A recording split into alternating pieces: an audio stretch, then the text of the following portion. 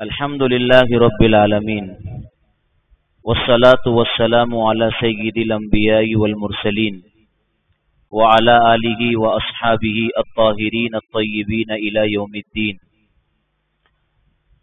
قال اللہ عز وجل فی کلامہ المجید فاعوذ باللہ من الشیطان الرجیم بسم اللہ الرحمن الرحیم واللہ اخرجکم من بطون امہاتکم لا تعلمون شیئا. وقال تبارک وتعالی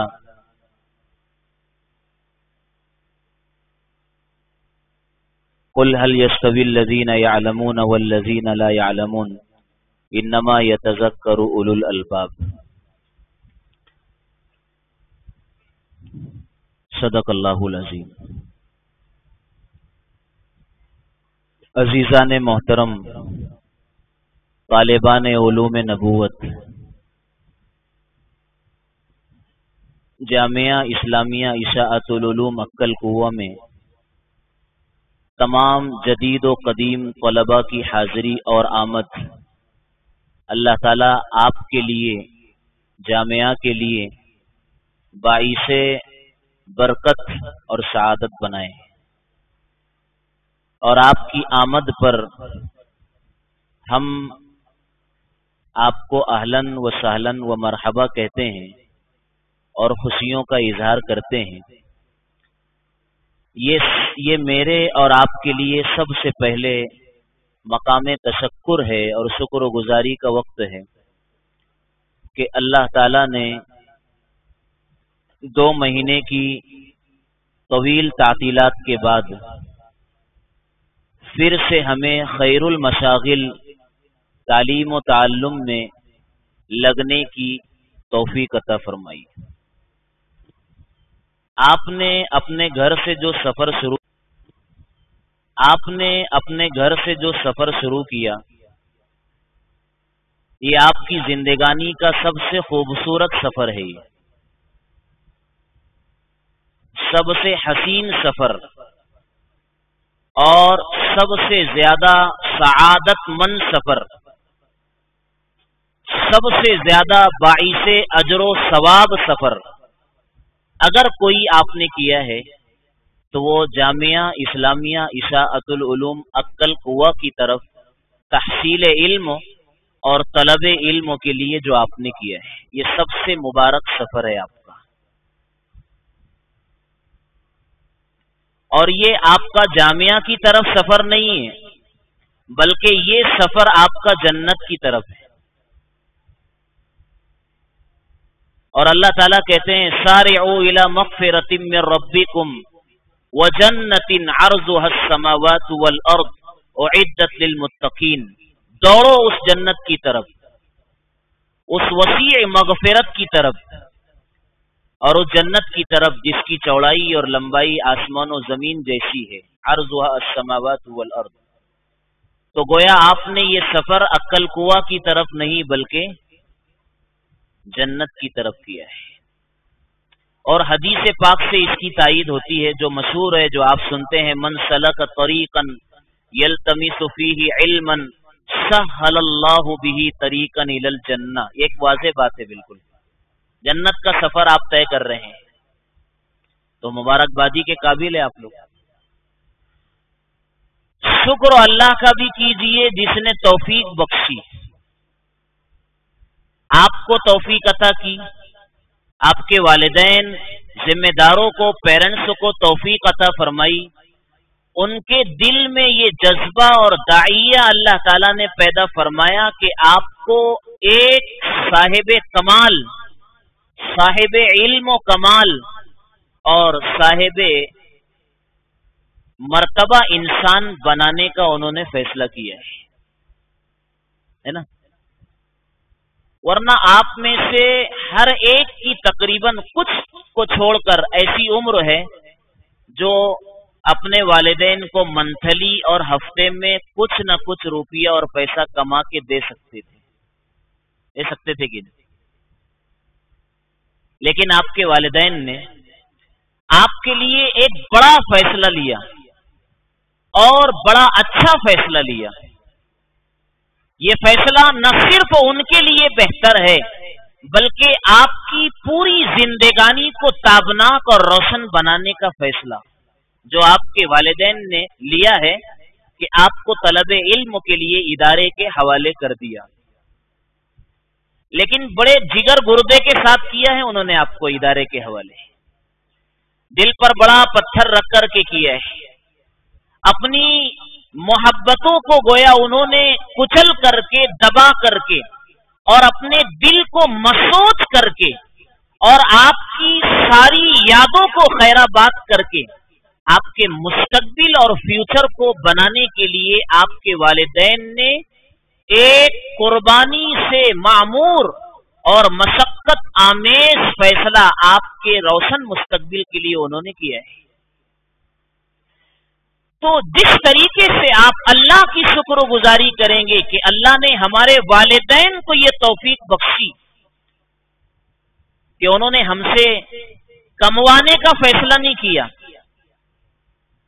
ایسے ہی آپ اپنے والدین کا بھی شکر ادا کریں کہ انہوں نے ہمیں ادارے کے حوالے کر کے ہمیں ایک اچھا انسان، ہمیں ایک خوشگوار زندگی دینے کے لیے انہوں نے کوشش کی. اللہ تعالیٰ میرے بھی اور آپ کے والدین کو بھی جزائے خیر عطا فرمائے. بڑی قربانیاں ہوتی ہے والدین کی. میرے والدین تو دنیا سے چلے گئے، لیکن اس وقت تو جو میں آپ کے سامنے بیٹھا ہوں، اعزاز اور تکریم کی شکل میں بیٹھا ہوں، ادارے میں تقریباً 21 سے 22 سال کا ایک غیر انقطاعی سلسلہ تعلیم و تعلم کا چل رہا ہے. یہ اللہ تعالیٰ کے فضل و کمال اور والدین کی جد و جہد اور قربانیوں کا نتیجہ اور ثمرہ ہے. اللہ تعالیٰ ان کو جزائے خیر دے. اس لیے والدین کے لیے روز مرہ آپ دعائیں کریں گے.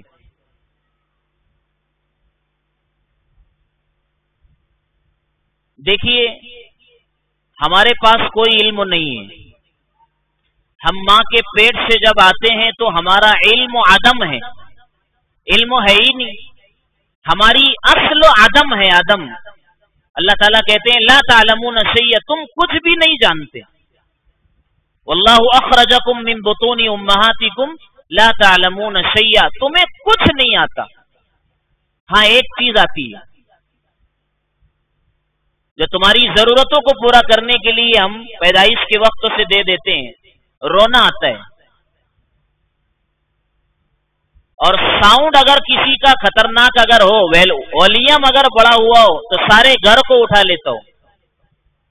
بھوک لگے تو رونا، پیاس لگے تو رونا، پیشاب ہو گئی تو رونا، پاخانہ ہو گیا تو رونا، مچھر نے کاٹا تو رونا، چیونٹی نے کاٹی تو رونا، کسی نے ستایا تو رونا، بستر گیلا ہو گیا تو رونا، سوکھا ہو گیا تو رونا، گرمی لگ رہی تو رونا، سردی لگ رہی تو اوڑھنا ہے تو رونا، اوڑے ہوئے کو اتارنا ہے تو رونا.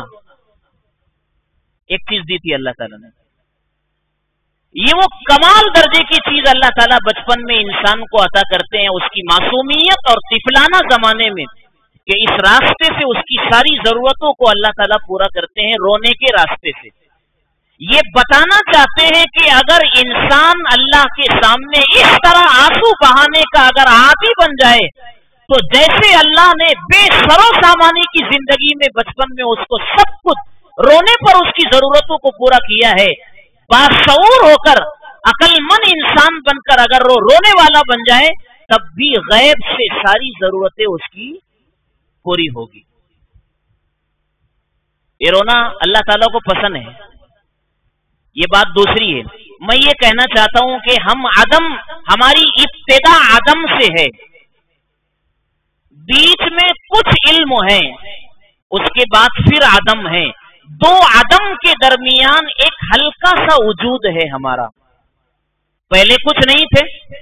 هل اتى على الانسان حين من الدهر لم يكن شيئا مذكورا، کچھ بھی نہیں تھا. یہ تو پہلا ہماری ابتدا عدم ہے، پھر ہلکا سا وجود ہے، کمزور سا وجود ہے، फीका फीका सा वजूद है, बहुत मामूली वजूद है हमारा। इंसान कमजोर पैदा किया गया, खुलिकल इंसानु ज़ईफा, बहुत कमजोर है। उसके बाद फिर अदम है, खत्म हो जाएगा। कुल्लु मन अलैहा फान व यबका वजहु रब्बिका ज़ुल जलाली वल इकराम, सब खत्म हो जाएंगे। तो इधर इब्तिदा भी आदम है, इंतहा भी आदम है, दरमियान से मामूली सा वजूद है।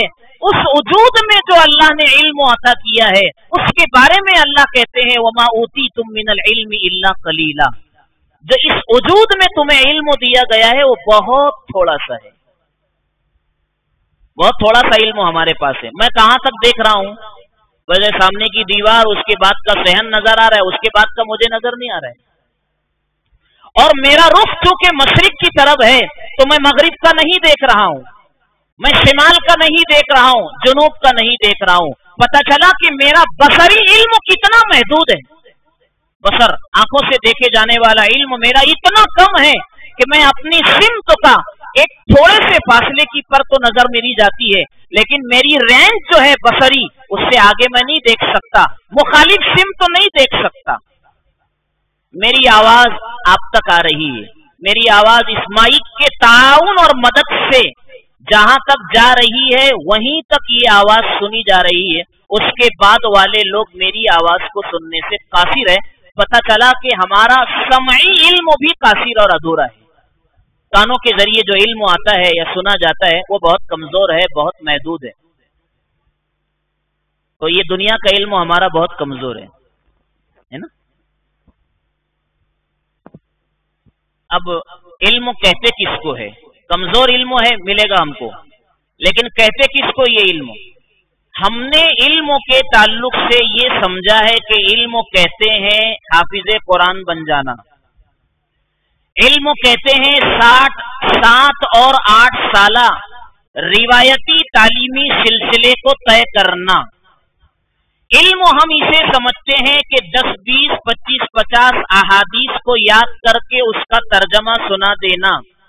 हम इल्म इसे समझते हैं कि चंद आयात कुरानिया का तर्जमा या उसकी तफसीर और उसके मफहूम को समझ लेना और उसको बयां कर देना। हम इसे इल्म कहते हैं कि हम वाज़ो तकरीर कर ले, खिताबत कर ले और कुछ बयां कर ले, हम इसे इल्म समझते हैं। ये इल्म नहीं। इल्म कहते हैं मेरे भाइयों जो इंसान को अल्लाह से मिलाए, उसे इल्म कहते हैं। जो इंसान को अल्लाह से मिलाए, जो इंसान के अंदर में अल्लाह का खौफ पैदा करे, जो इंसान को अमल की जिंदगी पर डाले, उसे इल्म कहते हैं। अगर इल्म के साथ अमल आया, इल्म के साथ अल्लाह का खौफ आया, इल्म के साथ बंदों के हुकूक की अदायगी की फिक्र आई, इल्म के साथ अल्लाह के फराइज पर जमना आया, तन्हाइयों में गुनाहों से बचने की तौफीक मिली, खशियत इलाही के पर्दे अगर सामने आ गए, अगर ऐसी कैफियत इल्म हासिल करने के बाद अगर पैदा हो रही है तो इसे इल्म कहेंगे। और अगर ये कैफियत हमारी पैदा नहीं हो रही है तो इसे मालूमात तो कह सकते हैं, इल्म नहीं कह सकते। ताबईन में एक बहुत अजीम ताबई गुजरे हैं जिनका नाम है इब्राहिम तैमी रहमतुल्लाह अलैह। ये बड़े ताबईन में से इब्राहिम तैमी रहमतुल्लाह अलैह, वो कहते हैं कि मा अरस्तु कौली अला अमली इल्ला खसीतु अन अकून मुकज़्ज़िबा, कि मैं जब भी अपने कौल को, अपनी बात को अमल पर पेश करता हूं कि मेरा कौल मेरे अमल के बराबर या मुताबिक है या नहीं, जब भी मैं अपने कौल और अपनी बात को अपने अमल पर पेश करता हूं, इल्ला खसीतु अन अकून मुकज़्ज़िबा, तो मुझे इस बात का डर लगा रहता है कि कहीं मैं झूठा ना हो, कि कहता कुछ हूं और करता कुछ हूं। جو کہتا ہوں اس پر چلتا نہیں ہوں، اسے کرتا نہیں ہوں۔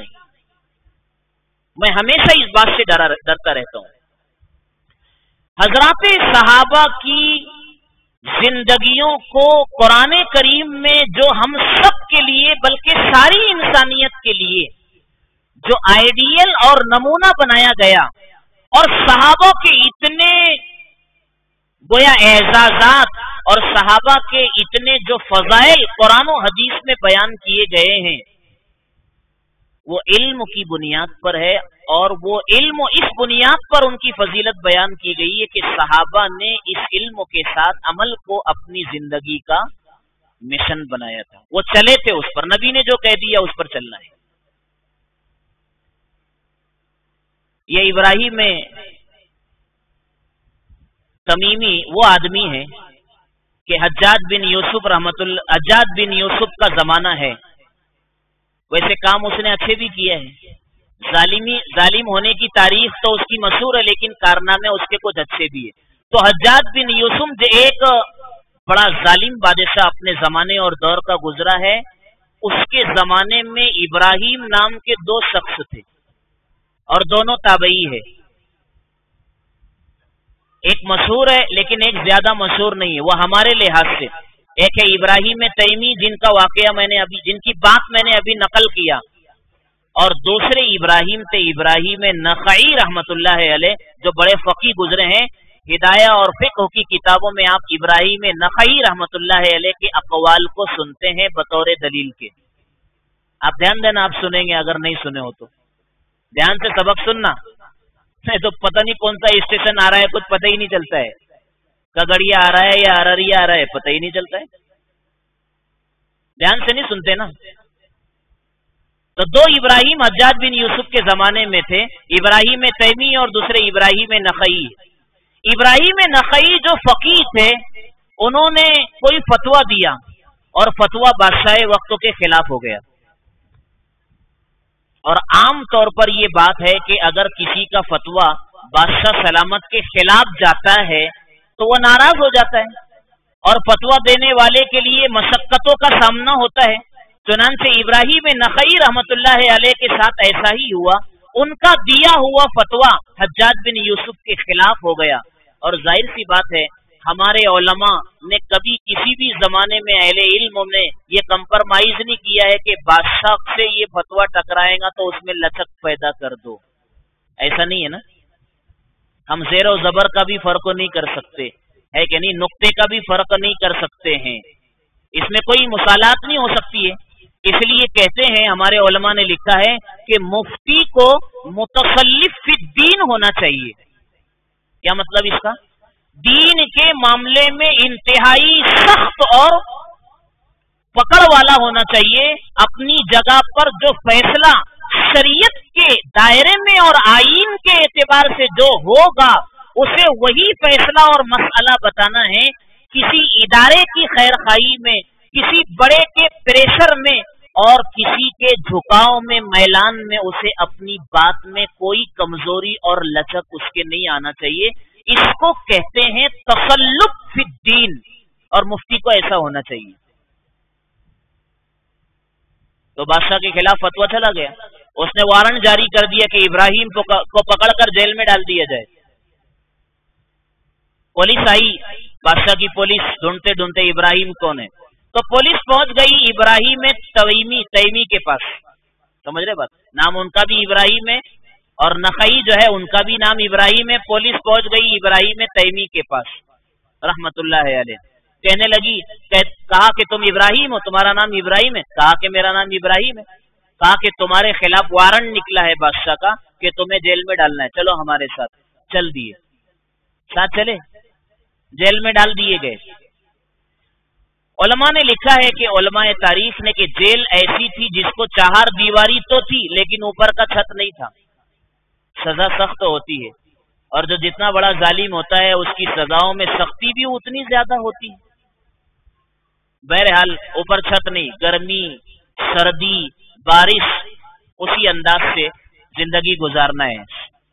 سخت سردی ہے، چھت کوئی نہیں، سخت سردی ہے، بارش ہے، چھت کوئی نہیں، اور سخت دھوپ ہے لیکن چھت کوئی نہیں، اسی طرح حتیٰ کہ گرمی کی شدت سے ابراہیم تیمی رحمت اللہ علیہ جیل میں زندگی گزار رہے ہیں، اوپر چھت نہیں ہے، والدہ ملنے آئی، ایک مدت کے بعد جب والدہ ملنے آئی تو سخت گرمی کی شدت کی وجہ سے ان کا چہرہ ایسا بدل گیا اور بگڑ گیا تھا، ایسی نقاہت و کمزوری بدن پر طاری ہو گئی تھی کہ والدہ اپنے بیٹے کو پہچان نہ سکی، اور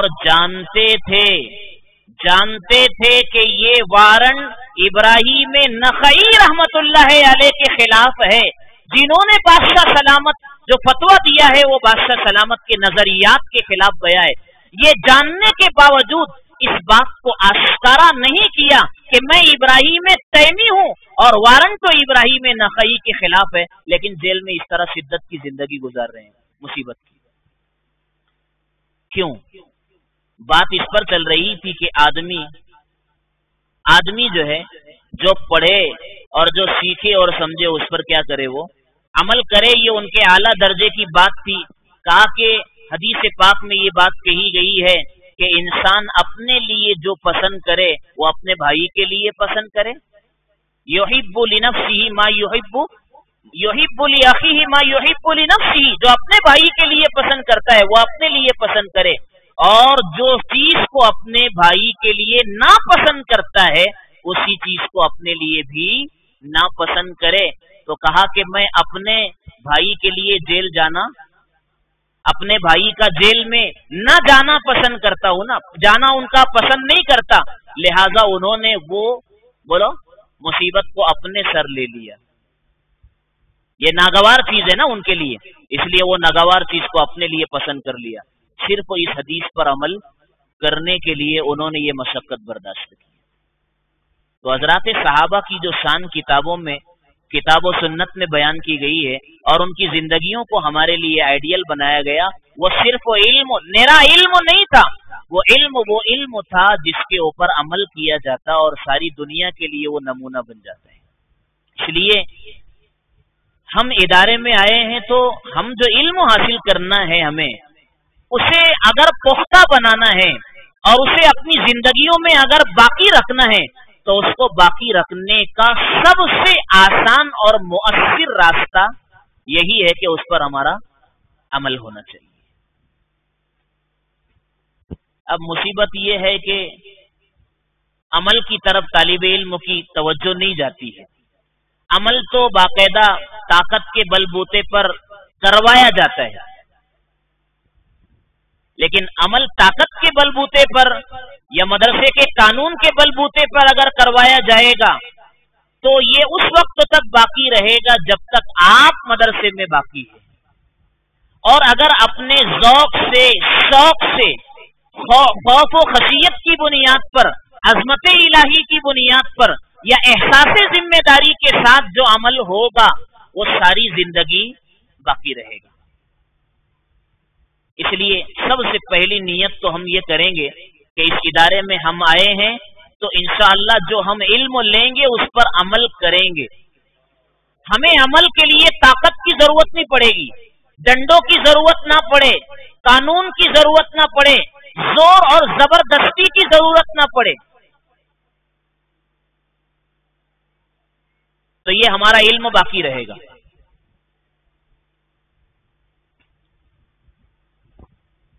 دوسرے یہ کہ ادارے میں رہتے ہوئے آپ کو محنت کے ساتھ علم لینا ہے، آداب کے ساتھ علم لینا ہے۔ یہ بات سارے سال آپ سنتے رہیں گے، لیکن جو ضروری چیز میں سال کے آغاز میں آپ کو متوجہ کرنا چاہتا ہوں، عمل کے ساتھ ایک اور چیز ہے، وہ یہ ہے کہ یہاں رہتے ہوئے آپ ادارے کے خیر خواہ بن کر کے جیے، ادارے کی خیر خواہی۔ یہ پورا جامعہ اور جامعہ کا جو کیمپس ہے نا، اور اس میں جو بھی چیز ہے آپ کی ضرورت کے لیے، میری ضرورت کے لیے، ہوا کا نظام، پانی کا نظام، روشنی کا نظام، ٹھیک ہے، مسجد اور عبادتوں کے لیے نظام، تعلیم کے لیے درس و گاہوں کا نظام، مطبخ میں کھانے پینے کا نظام، آپ کے رہنے کے لیے شاندار عمارتوں کا نظام۔ کتنا شاندار نظام ہے جامعہ کا، دیکھے کہ نہیں آپ نے؟ ہمارے گھر پر بھی ایسا نہیں ہے ایسا گھروں پہ ہمارے RCC مکان میں آپ سب رہتے کیا؟ آپ کی 22 کلاسوں میں 1 نہیں 2 نہیں 6 پنکھے لگے ہوئے، بڑی کلاسوں میں 10 12 پنکھے لگے ہوئے ہیں۔ مسجد میں آپ کے لیے بہترین ایئر کولر کا انتظام کیا گیا ہے، ٹھنڈی ہوا کا انتظام، ٹھنڈے پانی کا انتظام۔ آپ ان ساری چیزوں کو میرے بھائیوں اللہ کی نعمت سمجھیں اور نعمت سمجھ کر اس کی قدر و دانی کریں، اور قدر و دانی یہ ہے کہ اس کا صحیح استعمال کرے، اس کو ضائع نہ کرے۔ ہمارے بچوں کے مزاج میں تخریب ہوتی ہے، تعمیر نہیں ہوتی، تخریب۔ کہیں جائیں گے وہ چیز توڑیں گے، سوئچ توڑیں گے، لائٹ توڑیں گے، وائر کھینچیں گے، گارڈن میں جائیں گے، پودوں کو اور پھولوں کو بکھیریں گے، اس کو توڑیں گے، اس کی گھاس کو، اس کے درختوں کو نقصان پہنچائیں گے، ادھر سے ادھر پتھر پھینک کر کے۔ اوقاف کی یہ ساری ملکیت وقف کہلاتی ہے، وقف۔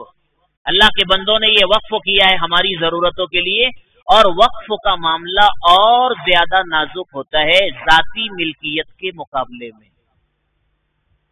ہم اپنے گھر کی چیز کو ضائع برباد کرتے، گھر کی چیزوں کا نقصان کرتے، اسے حفاظت کے ساتھ رکھتے ہیں اور صحیح ڈھنگ سے اس کا استعمال کرتے ہیں۔ اس لیے آپ بھی جامعہ میں رہے، یہ ساری نعمتیں اللہ تعالیٰ نے میرے اور آپ کے لیے دی ہے۔ منتظمین نے بڑی فکروں کے ساتھ، بڑی قربانیوں کے ساتھ، بڑی محنتوں کے ساتھ اللہ کے بندوں کو ادارے کی طرف اور آپ طلباء کی ضرورتوں کی طرف متوجہ کیا ہے۔ انہوں نے اپنی جائز اور حلال کمائی سے آپ کے لیے سارا انتظام کیا ہے، آپ اس کی قدر کریں۔ کہا جاتا ہے وَلَتُسْأَلُنَّ يَوْمَئِذٍ عَنِ النَّعِيمِ، اللہ تعالیٰ قرآن میں کہتے ہیں ان نعمتوں کے بارے میں اللہ کل قیامت میں تم سے ضرور ضرور پوچھیں گے۔ اس لیے یہ اوقاف کی جائیداد اور پراپرٹی اور یہ ملکیت ہے، اس کا آپ صحیح استعمال کریں گے، بقدر ضرورت استعمال کریں گے۔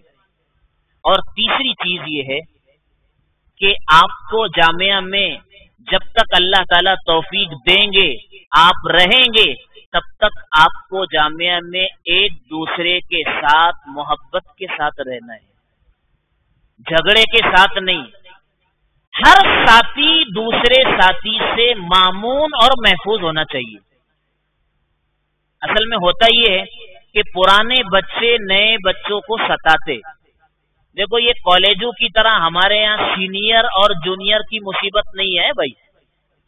گزشتہ سال ہمارے جامعہ میں کالج میں جھگڑا ہوا تھا، کچھ سینئروں نے مل کر کے جونیئروں کو ستایا بھی، ساری رات جگایا ان کو اور انہیں پریشان کیا تھا۔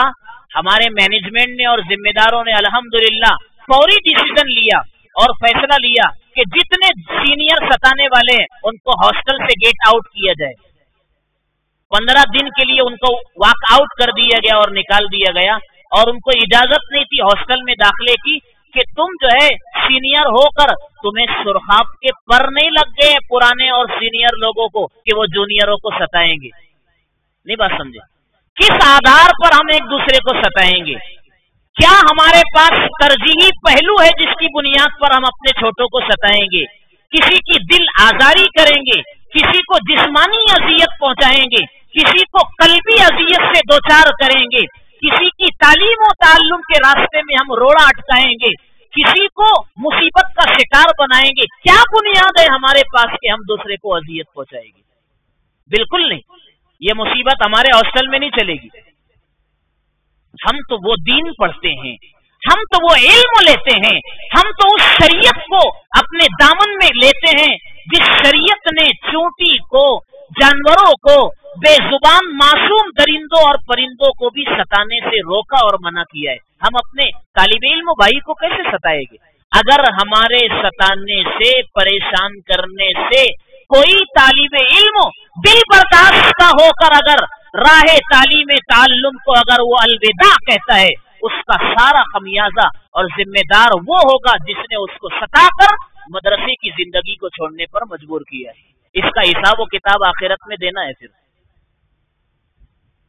یہ بات ابتدائے سال اور آغاز سال میں میں اس لیے کہہ رہا ہوں کہ ایسا ہوتا ہے، شکایت آتی ہے، بلکہ آپ کو چاہیے پرانے لوگوں کو خاص طور پر کہ ہمارے جامعہ میں ملک کے مختلف گوشوں سے، ملک کے مختلف اداروں سے جامعہ کا انتخاب کرتے ہوئے جو بچے آئے ہیں، ہم ان کے ساتھ محبت کا سلوک کریں، انہیں جامعہ کی اہمیت و عظمت سمجھائیں، انہیں صحیح اوقات گزاری کے طریقے بتائیں اور انہیں جامعہ کے مزاج و مذاق سے روشناس کرائیں۔ یہ تو پرانوں کی ذمہ داری ہے، اور ان کے قدموں کو طلب علم پر جمانے کی پرانے حضرات کیا کرے؟ بولو، کوشش کریں گے ایسا تو آپ کا بھی حصہ لگ جائے۔ اب آخری بات کہہ رہا ہوں میں، خاص طور پر بہار کے طلبہ سے،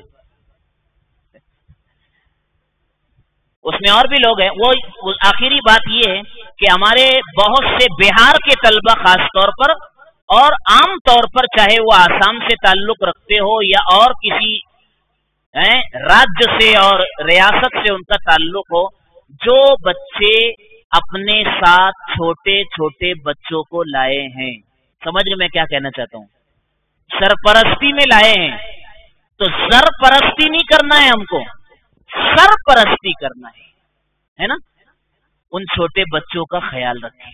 عام طور پر یہ شکایت ہے کہ بڑے بچے جو دور دراز سے معصوم بچوں کو ساتھ لاتے ہیں، اولاً تو اتنے چھوٹے کو لانا نہیں چاہیے کہ جتنے چھوٹے کا ادارے میں رہنا دشوار ہو، وہ بیچارہ پریشان رہتا ہے، کہیں دب جائے، کچل جائے، اور وہ اپنی ضرورتوں کو پورا کرنے میں پریشان رہتا ہے، اور آپ اس کا دھیان نہیں رکھتے ہیں۔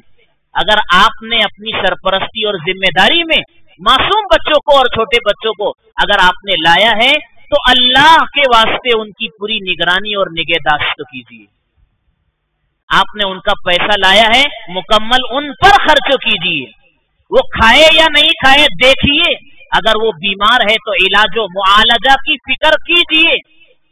نہیں بات ہے کلاس میں بیٹھے نہیں تو آپ دیکھیے کہ کیوں نہیں بیٹھا ہے، اور صحیح رپورٹ اور صحیح جو ہے انفارمیشن آپ ان کے استاد کو اور ان کے والدین کو پہنچائے، ان سے آپ بے فکر نہ ہو۔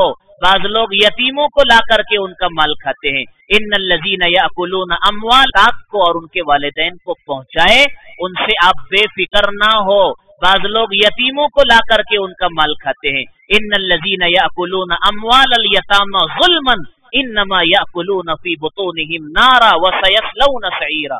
بڑی غلط بات ہے، یا ایھا الذین آمنوا لا تاکلوا اموالکم بینکم بالباطل، ناجائز طریقے سے ایک دوسرے کا مال نہیں کھانے کا۔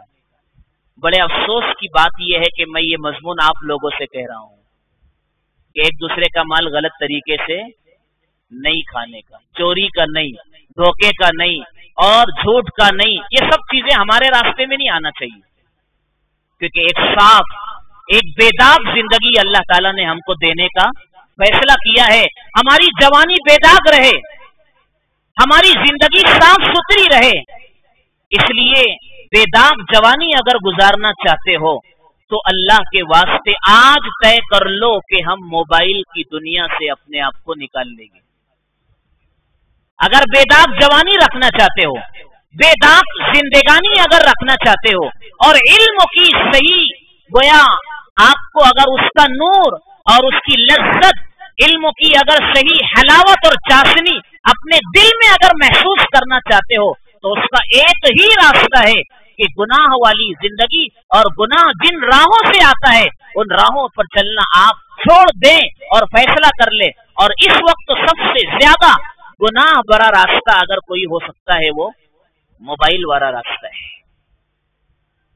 اس لیے مجھے آپ یہ ہاتھ اونچا کر کے بتائیں گے کہ تم میں سے کتنے بچے ایسے ہیں جو صدق دل سے یہ بڑا موبائل جس میں گندگی ہے، جس میں معصیت ہے، جس میں آلودگی ہے، جس میں شر ہی شر بھرا ہوا ہے، اسے طلاق دینے کا کون فیصلہ کر رہا ہے؟ ہاتھ اٹھا کر مجھے بتاؤ۔ بہت کم دکھ رہے، ارے ہاتھ اٹھاؤ اور ارادہ کرو، ماشاءاللہ انشاءاللہ ہم جو ہے موبائل سے اپنے آپ کو بچائیں گے۔ یہ آپ کا علمی سفر آپ کی کامیابی کی ضمانت بن جائے گا۔ اور علم کا صحیح نور اللہ تعالیٰ آپ کو عطا کریں گے، ورنہ جوانی بھی جائے گی اور علم بھی جائے گا، اور خالی ہاتھ اس مرکز علمی سے آپ کو رخصت ہونا پڑے گا۔ اس لیے جو بچے چھوٹے لائے ہیں ساتھ میں ان کا خیال رکھو، ان کے ساتھ محبت کا معاملہ کرو، آپس میں ایک دوسرے کا احترام کرو، اور علم کا نور اور اس کی لذت اگر لینا چاہتے ہو تو موبائل سے اپنے آپ کو کیا کر لو، دور کر لو۔ اللہ تعالی ہمارے آغاز کو قبول کرے، پورے سال اللہ ان حماق اور توجہ کے ساتھ، باہمی احترام و سلوک کے ساتھ، اور جامعہ کے اوقاف کی حفاظت اور امانت داری کے ساتھ ہمیں یہاں رہنے کی توفیق عطا فرمائے۔ وآخر دعوانا الحمدللہ رب العالمین۔